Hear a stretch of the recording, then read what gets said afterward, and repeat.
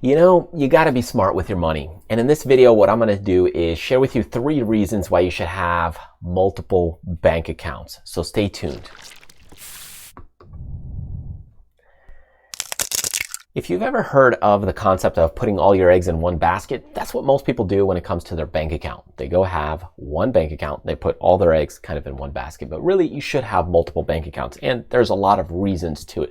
In fact, some people may need to have 3 to 5 bank accounts. It makes much more sense, and you'll see why here in a second. So I'm gonna share with you in this video why you should have multiple bank accounts and kind of the pros and cons behind it. So the first big reason is that each account has different benefits. There's a lot of different bank accounts out there, like savings account, a business account, a money market account. They all have different benefits. So if, for example, you have a savings account, well, that savings account usually makes a little bit more income or interest than a checking account. Now, again, normally you'd want to probably invest your money, and you'll make more money anyway through investments than you would from a banking account. But maybe a money market account, you'll still make a little bit more than just a savings account or a checking account. Or if you've got a business account, it helps separate the finances and that kind of thing. It allows you to reconcile, have different statements, separate those things. But this is one big, reason right there, is for these big reasons, is that each account has different benefits. So in that case, it's nice to have multiple accounts. And by multiple accounts, I'm also talking about multiple accounts at different branches. So we'll talk about that in a little bit. All right, let's look at kind of a reason number 2. And here's kind of a big benefit that most people don't think about, and that is an additional layer of protection. Like, let's say if your bank account gets compromised, a second bank account can be useful, especially at another branch. And this is what I was getting to. So let's say all of a sudden you've got some identity theft, but they're aware of your one bank account. Okay, or they're creating more bank accounts, but they're aware of that one. Well, they might be able to extract that one, but at least you have another bank account. Or let's say that one bank account got compromised. So now all of your payments and everything that's tied into that gets locked up. You got to do a lot of work. But imagine you had a second bank account where half of your life was on another bank account at another branch at a whole different, banking institution. So like, let's say you had Bank of America in one area and Chase in another, and you had maybe like personal things, like half the personal stuff at Chase and half the personal stuff at Bank of America.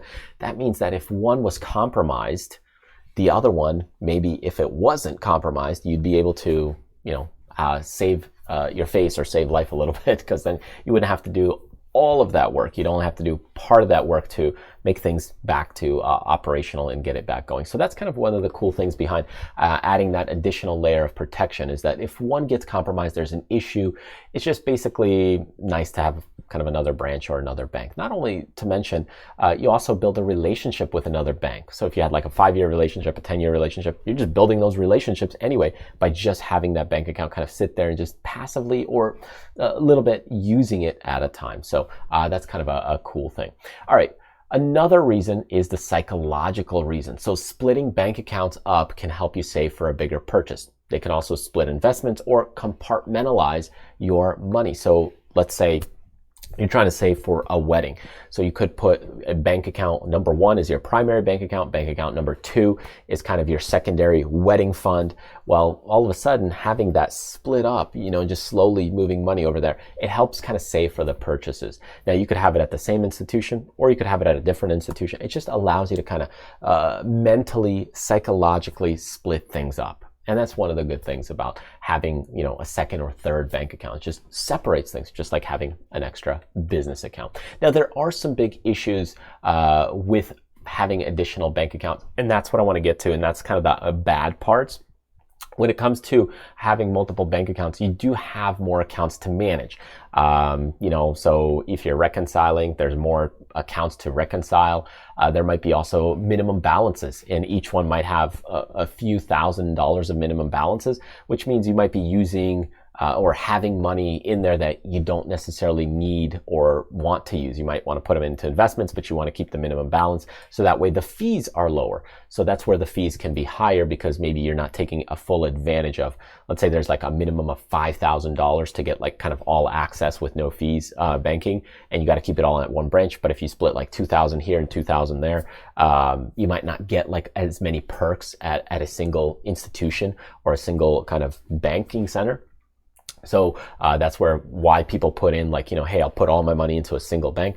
but those additional layers of protection and just kind of separating things out and building a relationship with another bank can actually be pretty beneficial. So again, there are some drawbacks to it, like with the fees, the minimum balances, just a little more accounts to manage, but I find that those are just minimal compared to kind of the additional benefits that you get. So think about it. Think about your own personal situation, why you might want a second bank account, but hopefully this opens up your eyes and reasoning to your own personal situation of maybe you need a second bank account or want a second bank account. A lot of times it's free as long as you can keep a minimum balance there, and that could definitely add an extra layer of protection, get you to a savings goal a little quicker, or not to mention just keep things a little more separate and simple, and maybe build up your kind of interest from investments or keeping your money there at the bank just from having a savings account, checking account, even if you keep it at one institution. Anyways, thanks for joining me. Hope that helps, and hope you check out some other future great videos that we have or some of the recent ones that we just released. And if you're joining us on a podcast, remember to check us out on YouTube at MyLittleNestEgg.